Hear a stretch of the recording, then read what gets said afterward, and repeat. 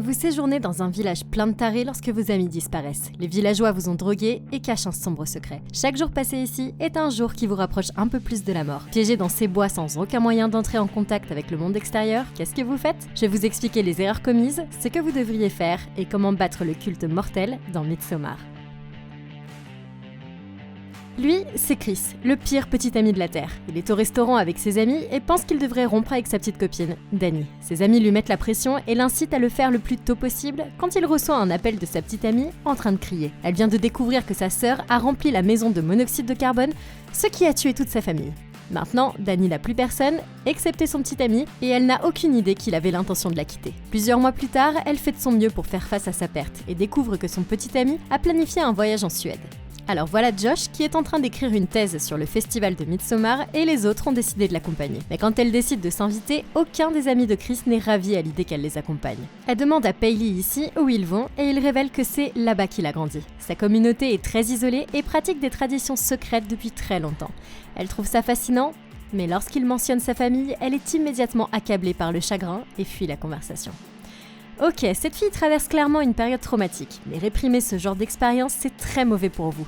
Quand votre mental est aussi fragile, aller dans un nouveau pays avec un cadre socialement hostile, c'est un désastre assuré. Et ça vous expose à un plus grand risque de rupture psychotique et d'automutilation. Et en ce qui concerne les mauvaises décisions, Chris est dans une situation difficile.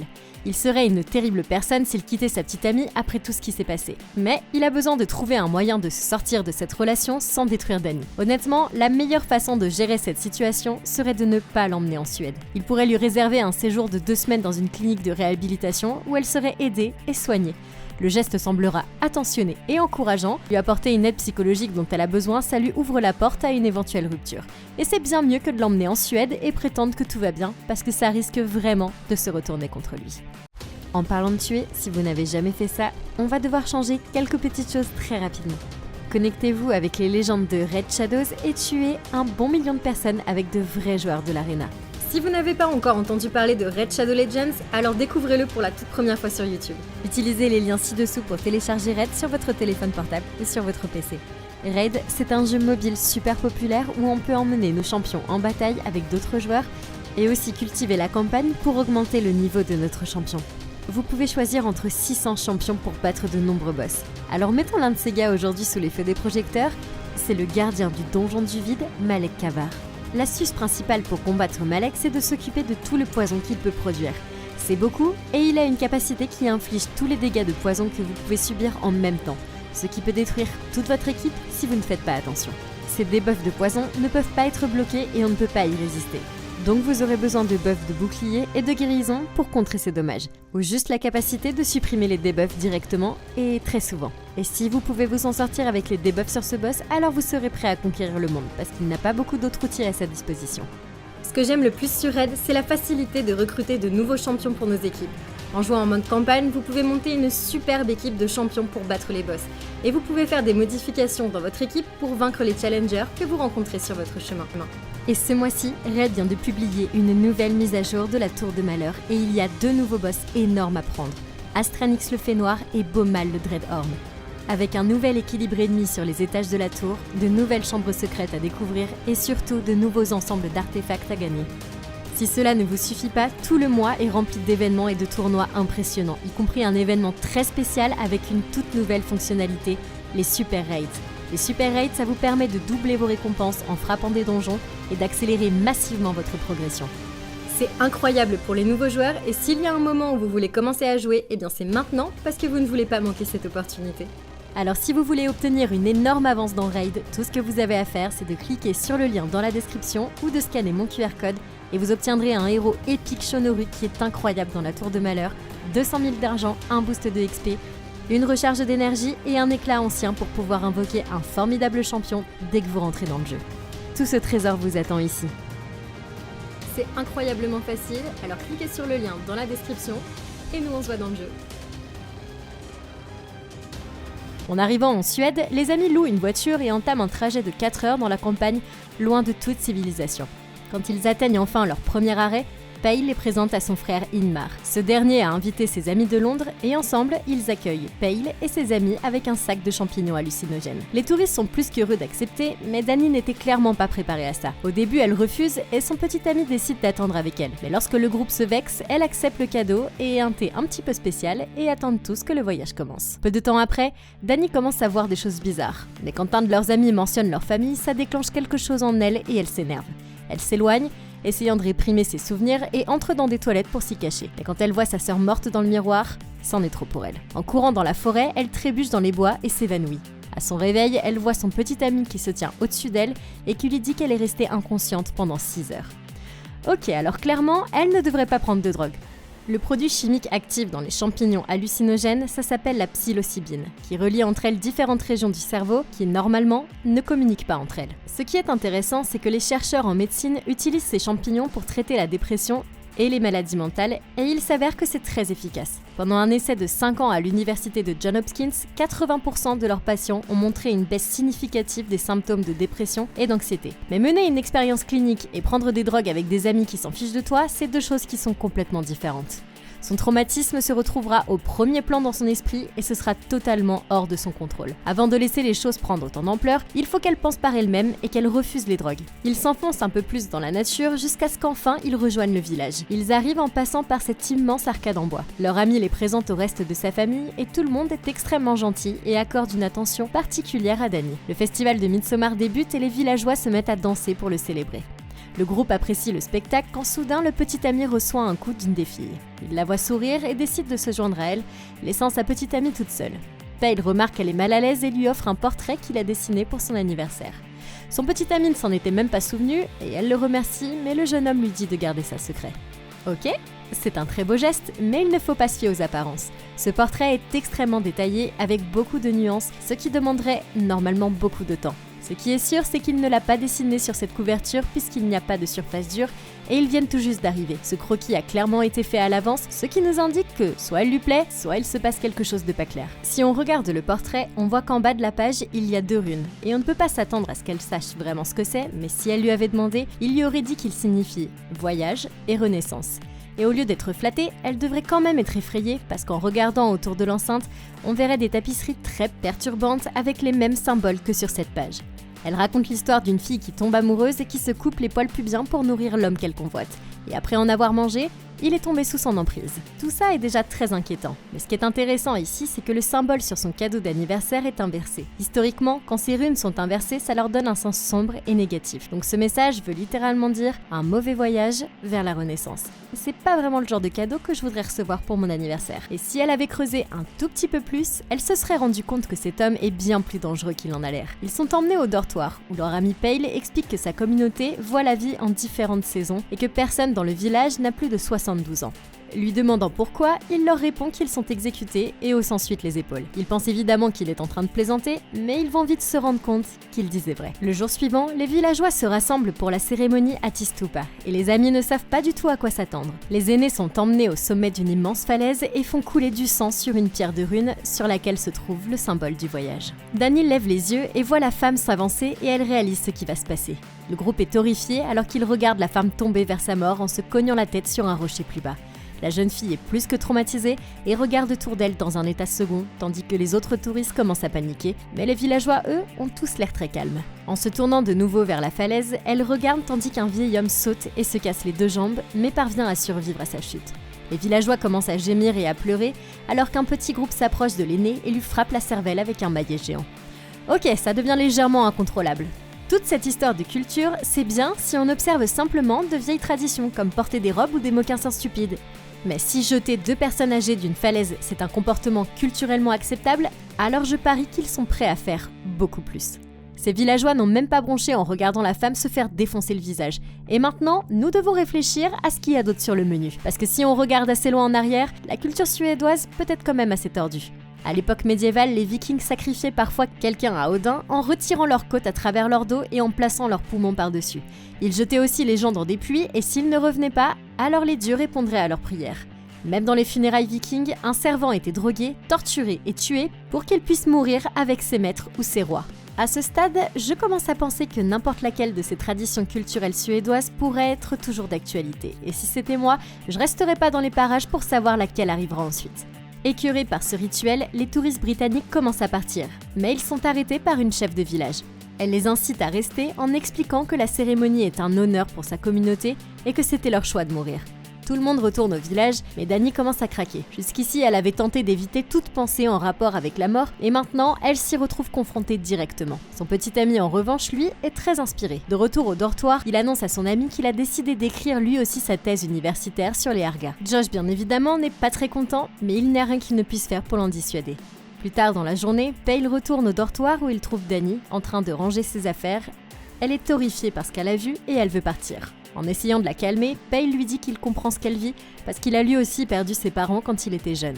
Ces personnes l'ont accepté comme un membre de la famille et veulent qu'elle se sente aussi comme un membre de cette famille. Ok, le même schéma commence à se reproduire. Pale ici a fait tout son possible pour qu'elle se sente acceptée. Et à première vue, ça a l'air d'être une bonne chose. Mais c'est exactement ce qui se passerait si vous étiez attiré par une secte. Ils essayent de piéger les gens dans des cycles de honte et de vous convaincre que tout ce qui est en dehors de leur famille ne fera que vous causer de la douleur. On lui fait croire qu'elle ne peut pas survivre seule et qu'elle a besoin de ce groupe pour remplacer la famille qu'elle a perdue. Il s'agit d'un comportement hautement manipulateur et nous devons rester attentifs à davantage de schémas sectaires, parce qu'il se passe beaucoup plus de choses ici qu'il n'y paraît. Lorsque les touristes britanniques ont voulu partir, le chef de village a interrompu la cérémonie pour les convaincre de rester. Et c'est aussi extrêmement étrange qu'il n'ait prévenu personne à l'avance de ce qui se passait. Ça signifie qu'ils préféreraient que les visiteurs se sentent piégés dans une situation qu'ils ne peuvent pas contrôler et de cette façon les rendre émotionnellement dépendants dans leur prise de décision. Sous la surface, il y a assez de malhonnêteté ici pour me convaincre qu'il ne s'agit pas seulement de culture et que nous devons quitter cet endroit par tous les moyens possibles. Cette nuit-là, tout le monde dort dans le dortoir partagé lorsque cette fille se lève et se faufile à travers la pièce. Elle s'accroupit près du lit du petit ami et place une rune en dessous, ignorant que Josh la voit. Le lendemain matin, il montre la rune à son ami et découvre qu'elle est utilisée dans les sorts d'amour. C'est alors que leur ami Chris arrive et Pale mentionne qu'une fille du village a le béguin pour lui et veut clairement s'accoupler avec lui. Elle est enfin assez âgée pour se reproduire selon la société Harga. Ce qui prend Chris par surprise, mais étrangement, il semble plutôt intéressé par l'idée. Ok, ce type est fou, c'est toujours très agréable d'être apprécié, mais il devrait vraiment y réfléchir parce que s'impliquer avec une fille du coin, c'est probablement beaucoup trop jeune pour être considéré comme légal. Et ce n'est clairement pas une voie qu'il devrait emprunter. Dans la culture viking, les filles étaient considérées comme prêtes pour le mariage entre 12 et 15 ans, alors que Chris prenne en considération cette proposition est absolument terrible. Maintenant, même si vous deviez aller jusqu'au bout, dans cette culture, on fait tout ensemble. Ils mangent ensemble, ils dorment ensemble, ils tuent leurs grands-parents ensemble et ils s'accouplent probablement même ensemble. Donc à moins que vous ayez vraiment envie d'inclure toute la famille dans vos petites activités amusantes, ne le faites pas. En plus, il a emmené sa petite amie avec lui et cet endroit n'a aucune intimité, donc c'est littéralement la pire idée du monde. De l'autre côté du village, Connie fait ses valises pour partir quand un villageois lui dit que son petit ami est déjà parti et qu'une voiture reviendra la chercher. Elle ne le croit pas et décide de partir seule, sans savoir que c'est la dernière fois qu'on la verra. Dani retrouve son petit ami et lui dit qu'un des touristes britanniques a disparu, mais il est plus soucieux d'obtenir des informations pour sa thèse. Il demande si les Hargas ont des problèmes de consanguinité dans une si petite communauté, et l'homme leur dit qu'ils ont souvent besoin d'inviter des personnes extérieures pour s'accoupler. Ok, c'est très préoccupant. Et maintenant, on sait pourquoi ils essayent de nous garder ici. Alors honnêtement, cette communauté n'y a pas vraiment réfléchi, parce que si tout ce qu'ils veulent, c'est la génétique de ces gens, alors ils devraient d'abord faire l'orgie et après tuer les personnes âgées une fois que les touristes sont partis. Parce qu'il n'y a carrément aucune bonne raison de les emmener à la cérémonie d'Atestupa parce que ça ne fait que les effrayer. Et si le monde savait qu'un village en Suède poussait ses grands-parents du haut des falaises et enlève ses enfants, eh ben il y aurait beaucoup d'interventions. Quiconque quitte cet endroit met ses traditions de longue date en danger d'exposition au monde extérieur. Et le fait que ça ne se soit pas encore produit signifie qu'ils doivent avoir un moyen de s'assurer que ceux qui viennent ici ne parleront jamais. Un peu plus tôt, Pale s'est assuré que Dani ne parte pas quand il l'a vu emballer ses affaires. Comme on ne sait pas ce qu'ils feront de nous après la célébration, on a suffisamment de raisons de penser que nos vies pourraient être en danger et qu'on devrait quitter l'enceinte sans le dire à personne. Après autant d'événements bizarres, je leur dirai rien et je partirai pendant l'une de leurs célébrations. Ça garantit que toute la communauté sera là et qu'on pourra chercher les clés de la voiture dans les affaires de Pale pour s'échapper. Maintenant, il faut également prévoir la possibilité qu'on ne puisse pas trouver les clés ou obtenir du réseau pour notre téléphone si on est vraiment loin de la civilisation. Par rapport aux États-Unis, de vastes régions de la Suède n'ont aucune couverture. Et ces gars-là sont à Hälsingland, connu pour ses forêts denses. Et c'est également l'un des pays avec la deuxième densité de population la plus faible de l'Union européenne. Ainsi, les chances que vous trouviez de l'aide ici sont quand même très minces. La meilleure chose à faire ici, c'est de suivre une route goudronnée vers le nord, et il est également plus probable qu'il y ait un signal téléphonique sur une autoroute principale et que vous puissiez appeler les services d'urgence.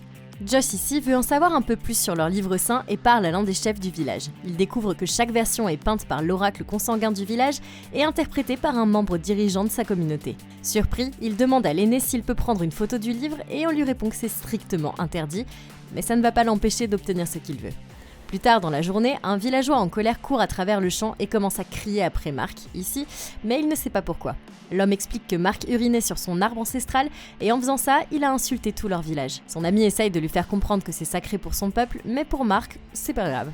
Et il n'a aucune idée qu'il vient de se faire un ennemi très dangereux.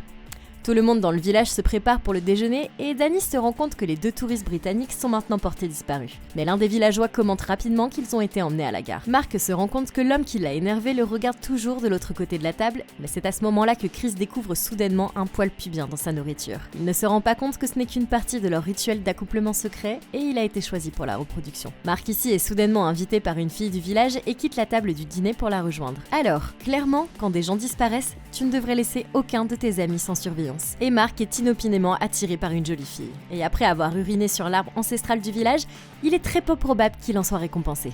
Tout ça semble quand même très suspect et Mark ne devrait pas aller n'importe où et surtout pas tout seul. On ne peut pas faire confiance à ces gens, mais il est important de ne pas leur faire savoir. Alors faire semblant de coopérer, c'est essentiel. Plus ils croient qu'on est prêt à accepter et à rejoindre leur tradition, plus il sera facile d'exploiter cette confiance et de rassembler toutes les informations nécessaires pour rédiger une thèse et pour pouvoir partir d'ici. Cette nuit-là, Josh se faufile dans le temple où ils gardent leurs livres sacrés et il prend des photos des pages à l'intérieur.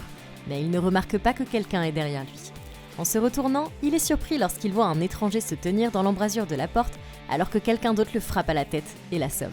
L'inconnu s'approche et on se rend vite compte que son ami a été assassiné et que ce type porte son visage en guise de masque. Le lendemain, il remarque que d'autres de leurs amis ont disparu et on leur annonce que le livre sacré du village a disparu du temple.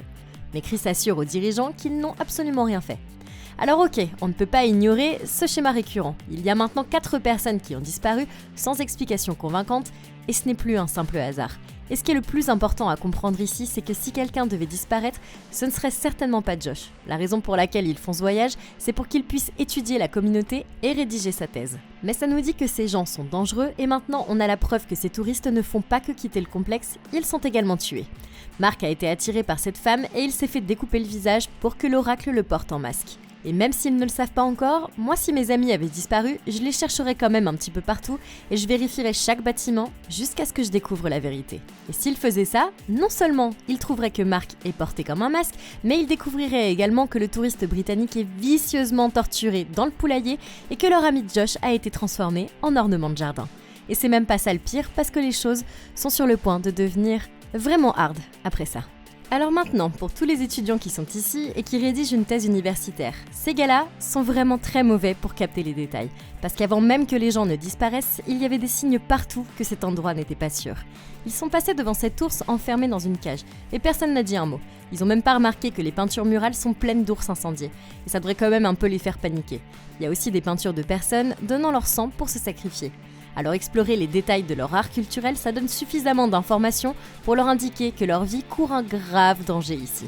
Et s'ils continuent à participer à ce truc, alors ce n'est qu'une question de temps avant que quelqu'un ne soit torturé et tué, et c'est exactement bien ce qui va se passer ensuite. À l'extérieur, la petite amie reçoit un thé spécial pour le concours May Queen avec les autres jeunes filles du village, et ils vont former un cercle autour du mât. Mais quand elle regarde ses pieds, elle se rend compte qu'elle a été droguée et commence à paniquer. La compétition commence et elles commencent toutes à danser. Danny s'amuse un petit peu, mais les filles s'arrêtent soudainement, ce qui fait que 2 danseuses tombent et se font éliminer. Elles changent de formation et la danse s'accélère au fur et à mesure et de plus en plus d'entre elles abandonnent la compétition. Alors que la danse continue, on offre au petit ami une tasse d'eau aux propriétés un petit peu spéciales. Il hésite, mais quand il voit la fille qu'il aime bien, il boit tout le verre et ça va tout lui coûter.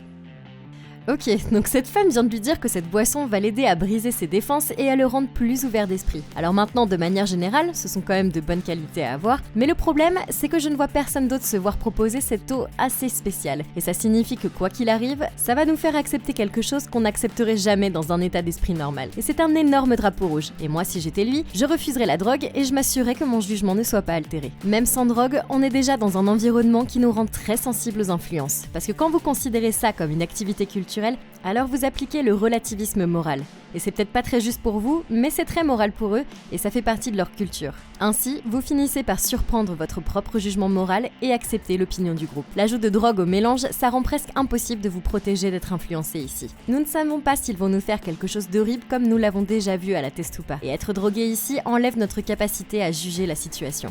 Alors les drogues frappent fort, et tandis que Dani danse ici, et qu'elle est enfin capable d'oublier son traumatisme pour la première fois depuis que c'est arrivé, les 2 dernières filles tombent et tout le village la félicite alors qu'elle est couronnée reine de mai de cette année. Elle est poussée sur une plateforme et toutes les femmes la portent jusqu'à une table à dîner géante au milieu. Elle est assise en bout de table tandis que son petit ami est assis avec les autres et il commence à perdre le contrôle alors que les médicaments commencent à faire de l'effet. Il voit la fille, Maja, quitter la table et ne parvient pas à la quitter des yeux. L'ancien du village annonce qu'en tant que reine de mai, Dani doit bénir seule les récoltes des villageois, mais qu'elle ne peut pas emmener son petit ami avec elle. Elle monte dans le chariot et est emmenée dans les terres agricoles, laissant Chris derrière elle. Ok, je n'aime pas du tout ce qui est en train de se passer. La dernière fois que quelqu'un s'est assis en bout de table, il a sauté d'une falaise. Et nous sommes ici depuis plusieurs jours et nous n'avons jamais rencontré une seule femme qui ait été la reine de mai auparavant. Tout comme il n'y a aucune personne de plus de 72 ans, ça pourrait être une très mauvaise nouvelle pour nous. Mais il y a en fait une lueur d'espoir ici. Parce que pour le moment, Dani a plus de pouvoir et de contrôle sur sa vie qu'elle n'en a eu depuis que sa famille est décédée, et c'est quand même la reine après tout. Et maintenant qu'ils ont réellement besoin que nous participions pour que les rituels se poursuivent, j'essaierai de prendre en otage toute la célébration et de tirer parti de ce pouvoir pour chercher des opportunités de m'échapper.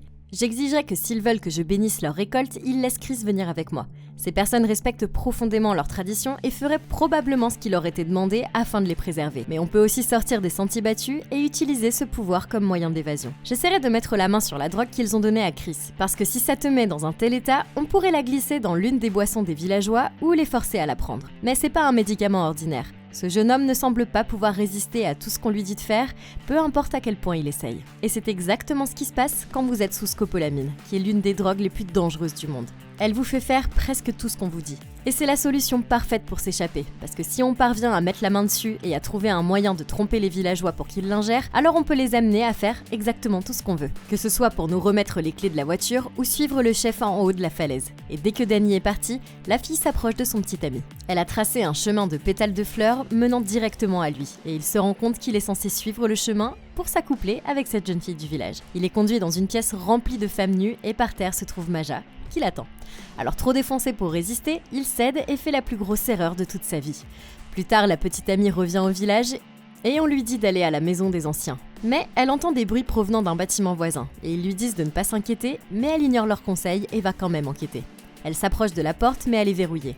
Quand elle regarde par le trou de la serrure, elle est horrifiée de découvrir que son petit ami est clairement en train de la tromper. Elle ne supporte pas ce qu'elle est en train de voir et se retourne pour vomir. Alors que les femmes du village se précipitent pour la réconforter, elle a maintenant perdu tout ce qu'elle a toujours aimé. Elle est ramenée au dortoir pour se calmer et le petit ami reprend enfin ses esprits et réalisant ce qu'il vient de faire, sort en courant du bâtiment. Gêné, il cherche un endroit où se cacher, mais c'est alors qu'il voit la jambe de son ami dépasser du sol. Paniqué, il court à l'intérieur du poulailler et vérifie si quelqu'un est en train de le suivre. Mais quand il se retourne, il est choqué de trouver le corps du touriste suspendu au plafond. En y regardant d'un peu plus près, il se rend compte que l'homme a été transformé en aigle de sang et que ses poumons fonctionnent toujours. Soudain, un villageois apparaît et lui souffle de la poudre au visage. Drogué, il s'effondre au sol alors que les anciens le préparent pour leur dernier rituel.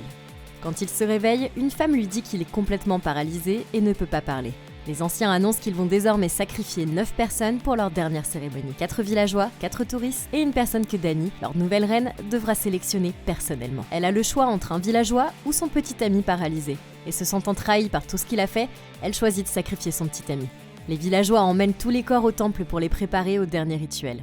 Dans une autre maison, l'homme prélève les organes de cet ours et place le petit ami à l'intérieur de son cadavre. Fortement drogué et sans aucun moyen de s'échapper, il est placé dans le temple avec les autres sacrifices humains et ne peut rien faire d'autre que de regarder le bâtiment s'enflammer. Des cris de douleur jaillissent de l'intérieur du temple et les villageois commencent à pleurer lors de la célébration. Mais Dani, elle, observe la scène et sourit. Et elle se rend compte maintenant qu'elle a tout ce dont elle a besoin ici et que c'est là qu'est sa place. Alors, qu'est-ce que vous en avez pensé? Et comment vous auriez fait pour battre Midsommar?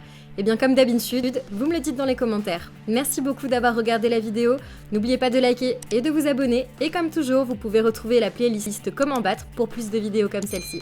Et d'ici la prochaine vidéo, passez une super journée.